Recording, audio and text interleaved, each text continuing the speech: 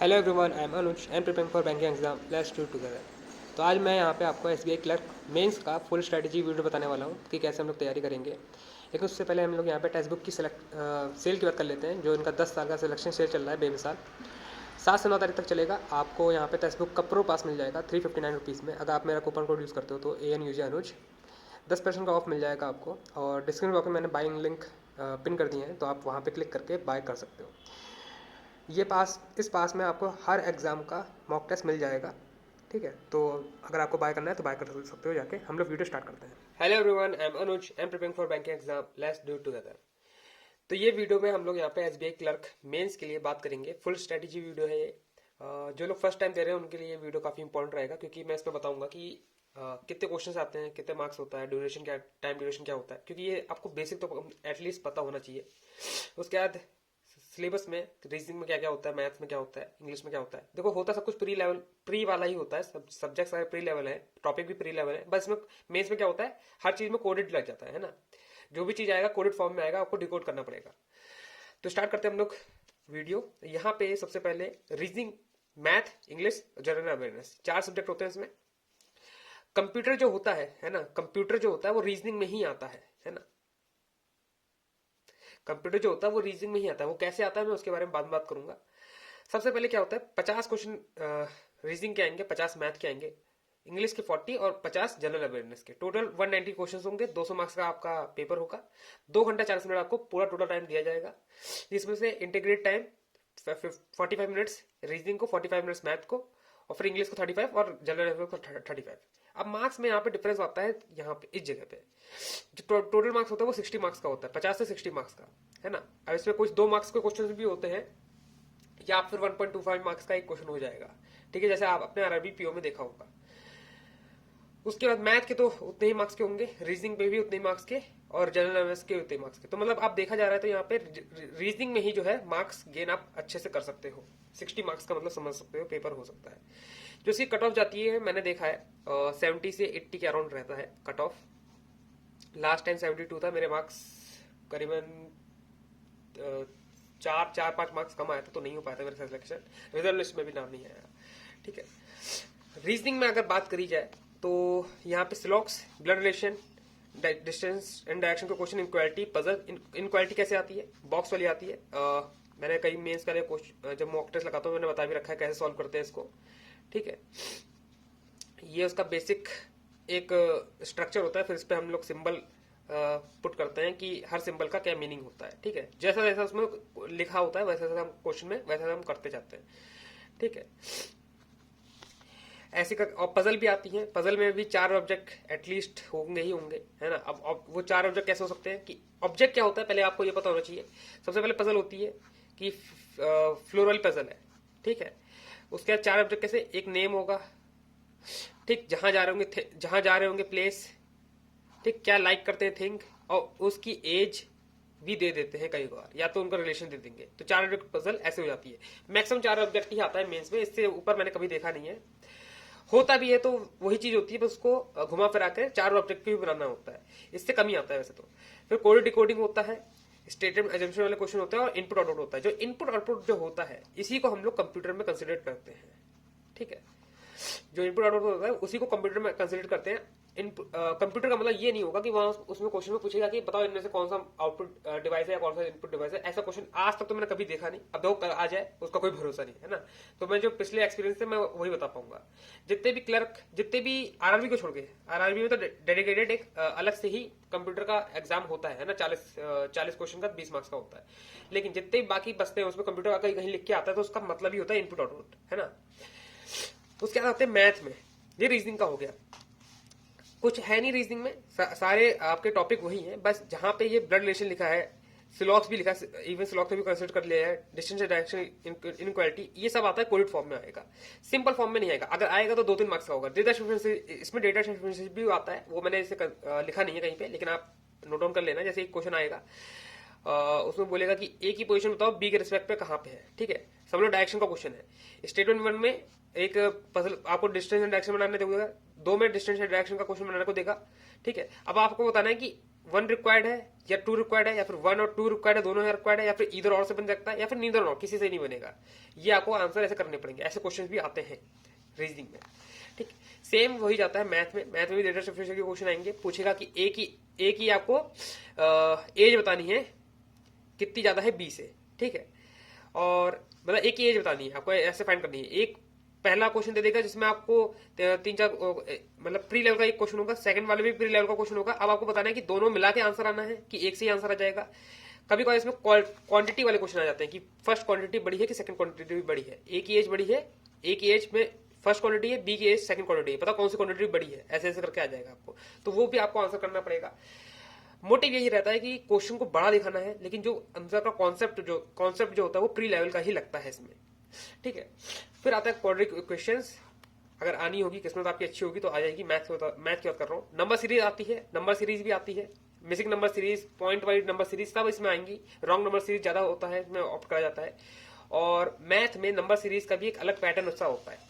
कैसा होता है मैं आपको एग्जाम्पल के तौर पर बता देता हूँ कि सपोज करो यहाँ पे एक डमी नंबर सीरीज दे रखी है कि ऐसे ऐसे करके यूटिलाइज होगा, और यहाँ पे दे रखा है ए बी सी।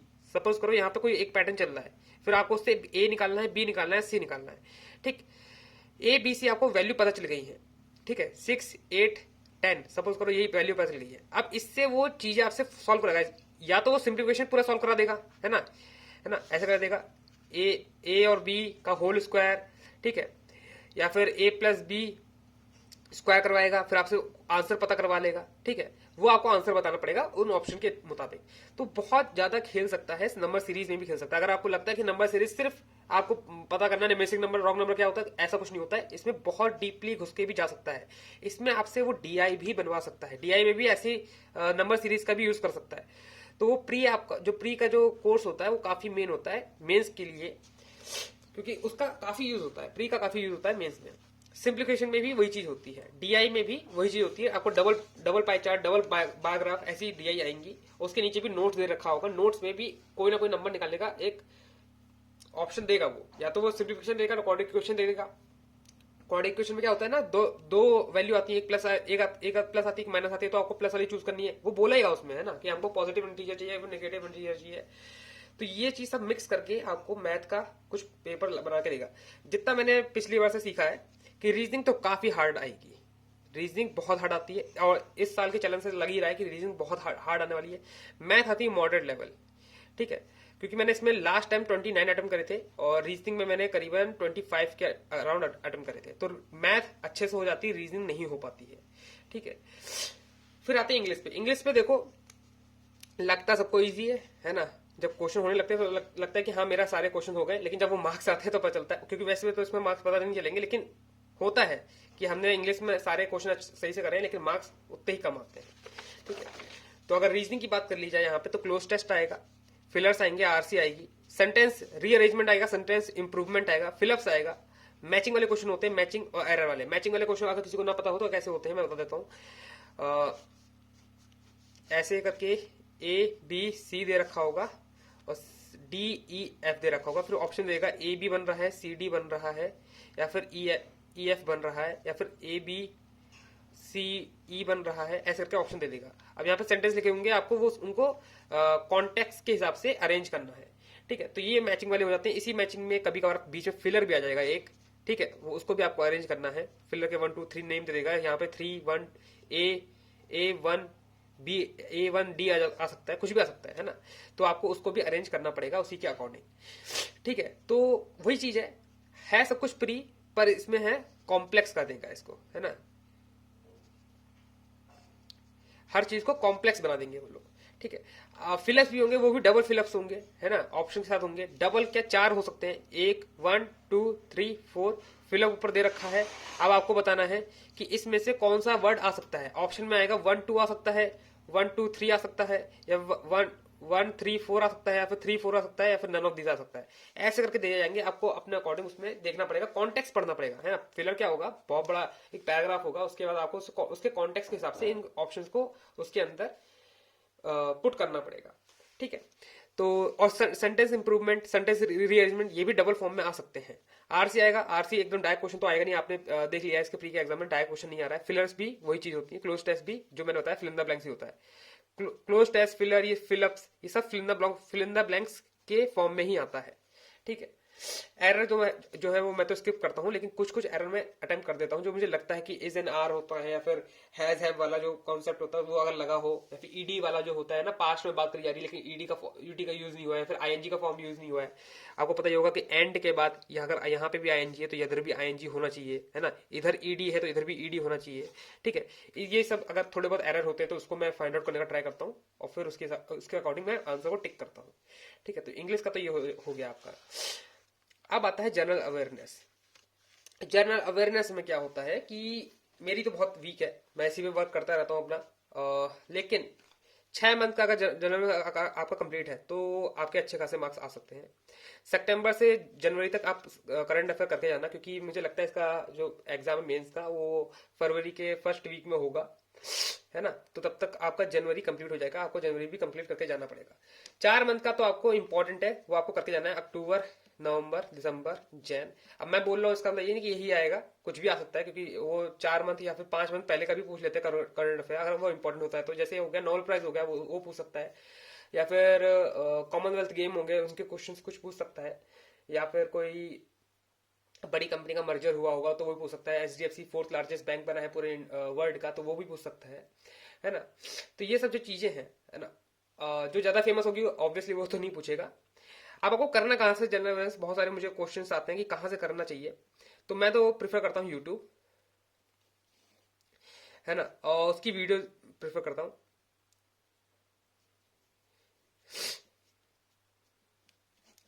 वीडियो में कौन सी मैं करता हूँ, मैं ओबी की करता हूँ, और 1 मंथ वाली करता हूँ, है ना, 1 मंथ वाला जो लाइन वन मंथ वाली जो लाइनर वाली वीडियो आती है, कम से कम 1 या 2 घंटे की वीडियो होती है, मैं उसको कर लेता हूँ, उसके सारे नोट्स लिख लेता हूँ, फिर उसको बार बार याद करता रहता हूँ, है ना। ओबी की करता हूँ और एसी की करता हूँ। ओबी एसी अगर ना पता हो, ये शॉर्ट फॉर्म है अफेयर क्लाउड का, और ये है ऑलिव बर्ड का। ठीक है। तो इनकी भी एक मंथली पीडीएफ, वो मंथली पीडीएफ करो, मंथली वीडियो आती रहती है, और टेलीग्राम की इनकी पीडीएफ भी मिल जाती है। इनका भी वही सीन है, मंथली इनकी वीडियो आएगी, उसी का टेलीग्राम पे आपको पीडीएफ भी मिल जाएगा। इसकी वीकली भी आती है, लेकिन मैं मंथली ज्यादा प्रेफर करता हूँ, क्योंकि इनका कंटेंट बहुत ज्यादा हो जाता है, इतना मैं ग्रैब नहीं कर पाता हूँ। ठीक है। लेकिन इन्हीं दोनों को मैं प्रेफर करता हूँ, बाकी इन्हीं की पीडीएफ को मैं बार बार रीड करता हूँ। मैं प्लान तो यही करता हूँ कि पहले इनकी पीडीएफ रीड कर लूँ, अच्छी तरह रीड कर लेता हूँ, है ना, उसके बाद मैं वीडियो चला के देखता हूँ। उससे क्या होता है, मुझे चीजें रिकॉल होने लगती हैं, है ना, क्योंकि वो पीछे से बैकग्राउंड में बोलेगा तो मुझे पता चलेगा कि हाँ इसका आंसर क्या आने वाला है। अगर आपको पहले से पता होगा तो आप जल्दी से ग्रैब कर पाओगे, और उसे अच्छे से रिवाइज कर पाओगे, याद कर पाओगे। अब आपको कोई भी चीज, अगर कोई भी टॉपिक पढ़ना है, इसमें कोई भी अगर न्यूज है, तो उसके थोड़ा सा डेप्थ में जाना जरूरी है ना। तो ये जितना मैंने बताया आपको मेंस का लिए है, मेंस की फुल स्ट्रेटजी है। अब मैं कल से मॉक लगाना स्टार्ट कर दूंगा मेंस के। मेरा टारगेट यही रहेगा कि 80 मार्क्स के अबव लेके आना है, सारे सब्जेक्ट मिलाकर। जो मेरा मेन फोकस रहेगा वो रीजनिंग और मैथ में रहेगा, कि इसका एवरेज मिला के मैं 50 या 40 के अप्रॉक्स मार्क्स ले आऊँ। ठीक है। तो मैं समझूंगा कि हाँ मेरा मार्क्स आ सकते हैं, 50 मार्क्स तक मैं लाने का ट्राई करूंगा इन दोनों के मार्क्स मिलाकर। मतलब 110 मार्क्स होता है, 110 में 50 मार्क्स लाना बड़ी बात इतनी नहीं है, लेकिन फिर भी, है ना, एक्यूरेसी का लेके आना है। ठीक है। बाकी मैं वीडियो लाता रहूंगा, रीजनिंग की ला सकता हूँ, मैं मैथ की लाऊंगा, क्योंकि काफी लोगों के क्वेश्चन है कि भाई मैथ में अर्थमेटिक आप कैसे करते हो, क्योंकि हर किसी का पैटर्न अलग होता है, हर किसी की अप्रोच अलग होती है। मैंने कई बार कहा है कि आप कंटेंट को ज्यादा प्रेफर करा करो किसी इंडिविजुअल से, है ना, क्योंकि पूछते हैं कि किस टीचर से पढ़ता हूँ। मैं किसी कोई पर्टिकुलर टीचर से नहीं पढ़ता हूँ, मैं डालता हूँ time and work. Time and work डाला, जो वीडियो सामने आई, जो मेरी रिकमेंडेशन में आई, है ना, वो मैंने देख ली उठाकर। अगर मुझे लगा कि हाँ उसके अकॉर्डिंग मेरा चल रहा है पैटर्न, है ना, कुछ मेरा भी आइडियाज होते हैं, है ना। और जैसे मैं बताता हूँ, जैसे टाइम एंड वर्क का क्या होता है, ABC, इसने काम करा 12, इसने काम करा 15, इसने काम करा 20। ठीक है। आप एलसीएम बना लो, 120 बना लो, है ना, 120 बना लो, या 60 बना लो, 60 से भी काम हो जाएगा, है ना। उसके एफिशिएंसी मैं इधर लिखता हूँ, है ना। सपोज करो एफिशिएंसी इधर लिखता हूं मैं, इधर क्या आएगी 5, इधर आएगी 4, इधर आएगी 3। ठीक है, कुछ लोग एफिशिएंसी इस साइड लिखते हैं, कोई मैटर नहीं करता कोई किस साइड लिख रहा है, लेकिन आप कनेक्ट किससे करोगे, जो इस साइड लिख रहा होगा, है ना, जो टीचर इस साइड से समझा रहा होगा उससे कनेक्ट करोगे, क्योंकि उसकी अप्रोच आपकी अप्रोच से मिल रही होगी। मैं ये नहीं कह रहा कि उसकी अप्रोच सबसे बेस्ट है, पर जो होता है ना, एक फैमिलियर हो जाते हो आप, एक पैटर्न से फैमिलियर हो जाते हो कि हाँ ऐसे ही बनाना है आपको।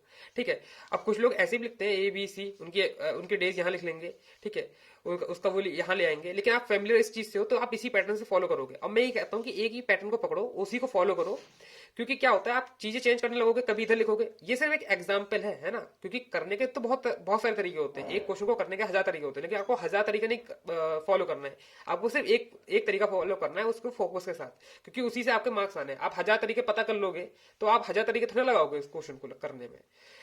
मैं मानता हूं कि वो हेल्प जरूर करेंगे मल्टीपल क्वेश्चंस में, लेकिन हर एक क्वेश्चन एक ही टाइप का आता है, आपको पता ही है, और उसके करने के अलग अलग तरीके होते हैं। जैसे इसमें क्या होता है, कभी कभार एक्स के फॉर्म में भी क्वेश्चन आ जाता है कि एक्स, ए ने एक्स काम करा, बी ने एक्स प्लस 6 डेज काम करा। इसका मतलब क्या होता है, ए ने जो काम करा बी से, वो 6 दिन, बी ने 6 दिन ज्यादा लिए। मैं ऐसे करके भी लिख सकता हूँ, है ना। इसके दो तरीके होते हैं, कोई एक्स करके पुट करता है, कोई ऐसे करता है। ठीक है, तो आप देख लो आपका पैटर्न क्या कहता है, उस टीचर से पढ़ लो जो एक्स से पढ़ाता है। अगर आपका पैटर्न इस पे फॉलो करता है, उस टीचर से पढ़ लो जो ऐसे करके पढ़ाता है। ठीक है, मेन चीज है आपका एग्जाम निकालना। लास्ट में जाके कोई आपका कॉन्सेप्ट चेक नहीं करेगा, वहां पे कोई आपकी कोई रफ शीट चेक नहीं करेगा कि आपने किस टीचर से पढ़ा था, आपके कॉन्सेप्ट कैसे थे। स्टेप मार्किंग नहीं होती वहां पे, आपका ऑप्शन टिक होगा, आपका राइट आंसर होगा, आपको मार्क्स मिलेगा। सिंपल बात है। आपको आर्यभट्ट नहीं बनना है पूरा, है ना, मैथ का आर्यभट्ट नहीं बनना। वहां पे जाके आपको बस एग्जाम निकालना है। एग्जाम के पॉइंट ऑफ व्यू से जितना आपको लर्न करना है उतना लर्न करो और एग्जाम निकालो। ठीक है, तो ये कि अप्रोच है। अब मेरी अप्रोच अगर किसी को सीखनी है तो मैं बता दूंगा, है ना, ढंग से एक्सप्लेन कर दूंगा। इस बार कुछ अच्छे क्वेश्चन ले लूंगा मैं, है ना, हाई लेवल के, फिर उनको अच्छे से एक्सप्लेन कर दूंगा। वैसे मैं बहुत बार करे भी है, लेकिन मैथ पे अब मैं ज्यादा फोकस कर दूंगा। ठीक है, क्योंकि पता है कि हाँ मेरे थोड़े से ट्रिकी होते हैं, मेरे सॉल्यूशन थोड़े से ट्रिकी होते हैं, क्योंकि मैंने परसेंटेज का भी यूज करा है काफी बार। कहीं पे 65 280 लिखा होता है, तो उसको मैं लिखता हूँ 13 14। अब बहुत सारे बच्चे पूछते हैं कि ये कैसे आ गया, है ना, आप यहां से लेकर यहां तक कैसे आ गए। तो इसका कोई वो ऐसा तरीका नहीं है, ट्रिक नहीं है, एक लॉजिकल थिंकिंग है। 65 इंटू 280, 65% है ना, 65 इंटू 280% है, तो परसेंट का नीचे डबल जीरो लग जाता है ना। उसका क्या होता है, ये जीरो से जीरो कटा, इवन नंबर, ये अगर 2 से काटेंगे तो ये 5, ये हो जाएगा 14, ये काटेंगे तो हो जाएगा 13। ठीक, वही चीज आ गई है ना। अब मैंने इसको ऐसे करके याद कर रखा है कि जब भी कोई ऐसा आएगा 5 का मल्टीपल आएगा यहाँ पर, है ना, 5 का मल्टीपल आएगा और यहाँ पे आएगा इवन नंबर, तो इवन को करना है आधा और 5 को 5 से डिवाइड कर देना है, 5 के मल्टीपल को 5 से डिवाइड कर देना है। ठीक, उसको मल्टीप्लाई कर देना है, वो आपका आंसर आ जाएगा। ठीक है, तो इसमें कोई रॉकेट साइंस नहीं है, जो आपको इजी लगे। मुझे ये चीज अब इजी लगने लगी है क्योंकि मैंने इतनी बार प्रैक्टिस कर ली है ना। वही है कि आपने मल्टीपल, इसकी अगर आपने 1000 बार प्रैक्टिस करी है तो आपको अब ये इजी लगने लगेगा, चाहे ये कितना भी हार्ड हो किसी और के लिए। वही चीज हर क्वेश्चन में अप्लाई होती है। अगर आप बस वही है कि प्रैक्टिस और कंसिस्टेंसी जिसकी ज्यादा होती है उसको वो चीज इजी लगने लगती है। ठीक है, तो जितनी प्रैक्टिस करते रहोगे उतना आपके लिए इजी होता जाएगा। मैं यही कहता हूँ कि मॉक लगाया करो, उसको ढंग से एनालिसिस करा करो। और वीडियो को यहीं पे एंड करते हैं। मैंने अपनी तरफ से तो हर चीज बता दी है क्लर्क मेंस के लिए, और कुछ बाकी रह जाएगा तो मैं नेक्स्ट वीडियो में बता दूंगा। और वीडियो को यहीं पे एंड करते हैं। And that's all for today. I will meet you in next video. Till then work hard and stay motivated. Thank you guys for watching.